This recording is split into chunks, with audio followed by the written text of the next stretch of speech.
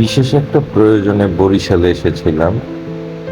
আর আসার পর আমি আর ইমরান বের হই বরাবরের মতো, এটা স্বাভাবিক। আমাদের ভিতরে কোনো একটা ইস্যুতে কথা হচ্ছিল, সেটা আমাদের ভিতরেই থাকুক। আর ইমরানের তো একটা চা খাওয়ার নেশা আছে। আসার পরেই বললো চল চা খেয়ে আসি। তো সেই অনুযায়ী চা খাওয়ার জন্য আমরা রওনা দিলাম। আমরা যাচ্ছি রবির কাছে চা খেতে। যেহেতু এখন আর বরিশাল থাকা হয় না, তাই রবির চাটা আমিও একটু কম বেশি মিস করি। তো এই জন্য একসাথে চলে গেলাম রবির চা খেতে। তো আসুন একসাথে রবির চা আর চাঁদমারির পরিবেশটা উপভোগ করি।